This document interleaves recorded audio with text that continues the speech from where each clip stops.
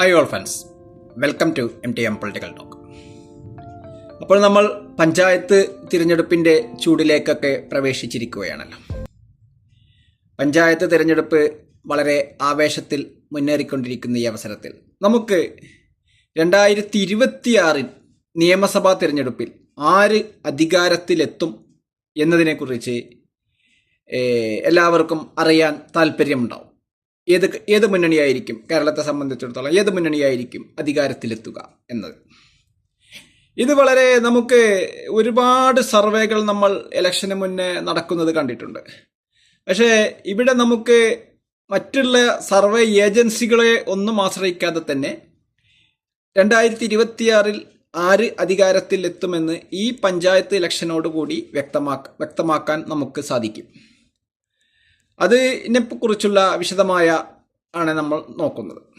ആ വിഷയത്തെക്കുറിച്ച് എങ്ങനെയാണ് അത് മനസ്സിലാക്കുക എന്നൊക്കെ. സാധാരണഗതിയിൽ നമ്മുടെ പഞ്ചായത്ത് തിരഞ്ഞെടുപ്പ് എന്ന് പറഞ്ഞാൽ പഞ്ചായത്തിലേക്കുള്ള അല്ലെങ്കിൽ കോർപ്പറേഷനിലേക്കോ അല്ലെങ്കിൽ മുനിസിപ്പാലിറ്റിയിലേക്കോ ഉള്ള തിരഞ്ഞെടുപ്പിൽ കൂടുതലും വ്യക്തിഗത താല്പര്യങ്ങളായിരിക്കും പരിഗണിക്കപ്പെടുന്നത്. രാഷ്ട്രീയത്തിനു അതീതമായി വ്യക്തികൾക്ക് പ്രാധാന്യം കൊടുക്കുന്ന ഒരു തിരഞ്ഞെടുപ്പാണല്ലോ തദ്ദേശ തിരഞ്ഞെടുപ്പ്.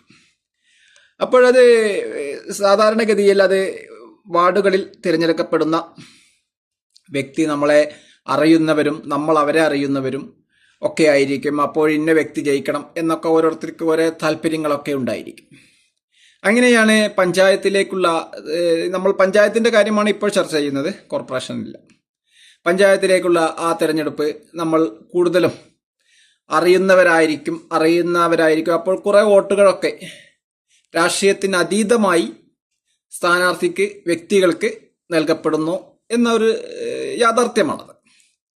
അപ്പോൾ അത് കൂടുതലും നമ്മളെ ആവശ്യങ്ങൾക്കൊക്കെ ഓടി വരുന്നവരും കാണുന്നവരും അറിയുന്നവരും പ്രതീക്ഷയുള്ളവരിലേക്കൊക്കെ നമ്മൾ ചിലപ്പോൾ രാഷ്ട്രീയത്തിന് അതീതമായി വോട്ടുകൾ കൊടുത്തുകൊണ്ടിരിക്കും. അതാണ് പഞ്ചായത്ത് തിരഞ്ഞെടുപ്പിൻ്റെ ഒരു പ്രത്യേകത, വാർഡ് തലത്തിൽ വരുന്ന തിരഞ്ഞെടുപ്പ്. കാരണം പരസ്പരം അറിയുന്നവരാണല്ലോ ഏകദേശം എല്ലാവരും. അപ്പോഴൊരു പരസ്പരം അറിയുന്ന രീതിയിലുള്ള ഒരു തിരഞ്ഞെടുപ്പാണ്. അതുകൊണ്ട് തന്നെ നമ്മൾ സ്ഥാനാർത്ഥിക്ക് വളരെ പ്രാധാന്യം കൊടുക്കുന്ന ഒരു തിരഞ്ഞെടുപ്പാണ് പഞ്ചായത്ത് തിരഞ്ഞെടുപ്പ്. എന്നാൽ ബ്ലോക്ക് പഞ്ചായത്ത് ആകുമ്പോൾ കുറച്ചുകൂടി വ്യത്യാസം വന്നു. വാർഡിൻ്റെ വലിപ്പം കൂടി. അതുകൊണ്ട് തന്നെ അത്ര എല്ലാവരും അറിഞ്ഞുകൊള്ളണം എന്നില്ല. പ്രാദേശികമായിട്ടൊക്കെ എല്ലാവരും അറിയുന്നതായിരിക്കും, എങ്കിലും കുറച്ചും കൂടി വ്യത്യാസം വന്നുകൊണ്ടിരിക്കും. അപ്പോൾ അവിടെ കൂടുതലും രാഷ്ട്രീയമായ വോട്ടുകൾ തന്നെയാണ് പരിഗണിക്കപ്പെടുക. മൂന്നാമതായി ഇവിടെ വരുന്നത് ജില്ലാ പഞ്ചായത്താണ്. ജില്ലാ പഞ്ചായത്ത് എന്ന് പറഞ്ഞാൽ ഒരു ഡിവിഷൻ, കുറച്ചധികം സ്ഥലങ്ങളുണ്ട്. അപ്പോൾ ജില്ലാ പഞ്ചായത്ത് ഡിവിഷൻ തീർച്ചയായും പരിഗണിക്കപ്പെടുന്നത് രാഷ്ട്രീയം തന്നെയാണ്. കുറച്ചൊക്കെ വ്യക്തിഗത വോട്ടുകളൊക്കെ ഉണ്ടായിരിക്കും പ്രാദേശികമായിട്ടൊക്കെ, എങ്കിലും കൂടുതൽ സ്ഥലങ്ങൾ, കൂടുതൽ ഏരിയ ഉള്ളതുകൊണ്ട് ജില്ലാ പഞ്ചായത്ത് ഡിവിഷൻ കൂടുതലായും പരിഗണിക്കപ്പെടുന്നത് രാഷ്ട്രീയ വോട്ടുകൾ തന്നെയാണ്. അപ്പോൾ കേരളത്തിലെ 14 ജില്ലകളിലേക്കും ജില്ലാ പഞ്ചായത്തിലേക്ക് നടക്കുന്ന തിരഞ്ഞെടുപ്പിൽ മത്സരിക്കുന്ന സ്ഥാനാർത്ഥികൾ, ആ സ്ഥാനാർത്ഥികൾ എത്ര പേര് ഏത് മുന്നണിയുടെ സ്ഥാനാർത്ഥികൾ വിജയിക്കുന്നു എന്ന് വിലയിരുത്തി കഴിഞ്ഞാൽ നമുക്ക് അടുത്ത കേരള നിയമസഭ ആര് ഭരിക്കും എന്ന് നമുക്ക് ചിത്രം വ്യക്തമാകും. അതാണ് നമ്മൾ ഇവിടെ പറഞ്ഞു വന്നത്. ജില്ലാ പഞ്ചായത്തിലേക്ക് തിരഞ്ഞെടുക്കപ്പെടുന്ന സ്ഥാനാർത്ഥികൾ, അത് LDFന്റെയും UDFന്റെയും NDAയുടെയും ഒക്കെ സ്ഥാനാർത്ഥികൾ എത്ര കക്ഷികൾ, എത്ര സ്ഥാനാർത്ഥികൾ ഏത് മുന്നണിക്ക് കിട്ടി, എത്ര ആളെ ജയിപ്പിക്കാൻ കഴിഞ്ഞു എന്നതിനെ ആസ്പദമാക്കി തന്നെ നമുക്ക് ഒരു വിലയിരുത്തലിൽ എത്തപ്പെടാൻ സാധിക്കും. അതാണ് ജില്ലാ പഞ്ചായത്തിന്റെ പ്രത്യേകത. ജില്ലാ പഞ്ചായത്തിലേക്ക് തിരഞ്ഞെടുക്കപ്പെടുന്നവർ അത് കക്ഷി ഭരണം കിട്ടുന്നത് നോക്കണ്ട. ഓരോ ഡിവിഷനിലും വിജയിക്കപ്പെടുന്ന കേരളത്തിലെ മൊത്തം ജില്ലാ പഞ്ചായത്തിലേക്ക് ഡിവിഷനിൽ ജയിക്കപ്പെടുന്നവരെ ടോട്ടലി ഇത് കണക്കൂട്ടി കഴിഞ്ഞാൽ ഭരണത്തിനെ ആശ്രയിക്കേണ്ട. ഭരണം അത് 39, 28 ഒക്കെ കിട്ടിക്കഴിഞ്ഞാൽ 39 കിട്ടിയ മുന്നണിക്കായിരിക്കും ഭരണം. പക്ഷെ അതല്ല ഇവിടുത്തെ പ്രാധാന്യം. ഓരോ ഡിവിഷനിലും ടോട്ടൽ കേരളത്തിൽ എത്ര ഡിവിഷനുണ്ട് അത്ര ഡിവിഷനെ ഡിവൈഡ് ചെയ്ത് കഴിഞ്ഞാൽ നമുക്ക് ഏത് മുന്നണിക്കാണ് അധികാരം കിട്ടുക എന്ന് വ്യക്തമാകും. ഇത് നമ്മൾക്ക് വലിയ അധ്വാനം എന്നുള്ള കാര്യമല്ല. കാരണം ഇതൊക്കെ മാധ്യമങ്ങൾ നമ്മുടെ മുന്നിലെത്തിക്കും.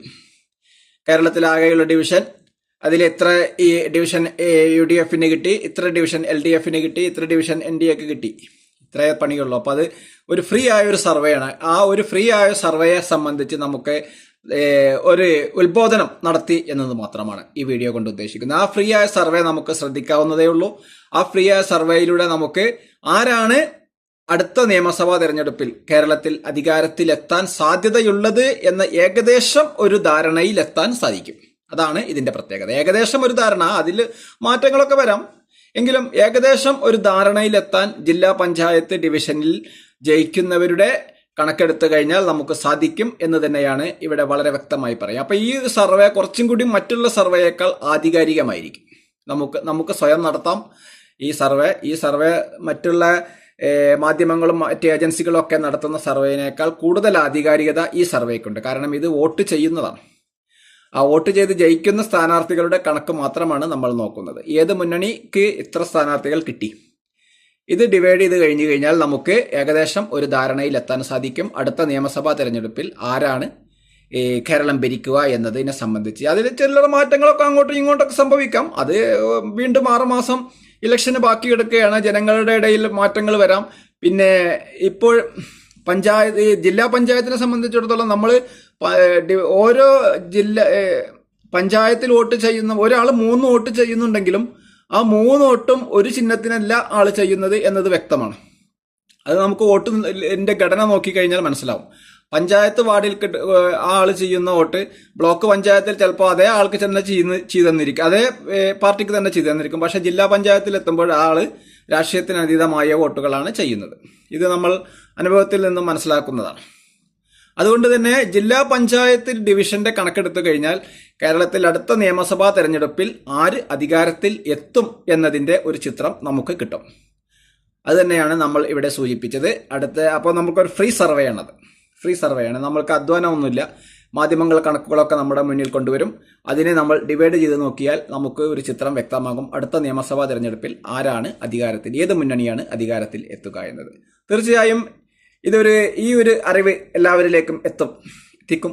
താങ്കൾക്കും വീഡിയോ ഇഷ്ടമായി കഴിഞ്ഞാൽ മറ്റുള്ളവരിലേക്ക് കൂടി ഷെയർ ചെയ്യുവാനും അഭ്യർത്ഥിക്കുന്നു. ഈ വീഡിയോ മുഴുവനായും വീക്ഷിച്ച താങ്കൾക്ക് നന്ദി. താങ്കൾ ഈ ചാനൽ ഇതുവരെ സബ്സ്ക്രൈബ് ചെയ്തില്ലെങ്കിൽ സബ്സ്ക്രൈബ് ചെയ്യുവാനും അഭിപ്രായ നിർദ്ദേശങ്ങൾ എന്താണെങ്കിലും അത് കമന്റ് ബോക്സിൽ രേഖപ്പെടുത്തുവാനും ലൈക്ക് ചെയ്യാനും ഉറപ്പിക്കുവാനും അടുത്തൊരു വീഡിയോയുമായി വീണ്ടും കണ്ടുമുട്ടാം. നന്ദി, നമസ്കാരം.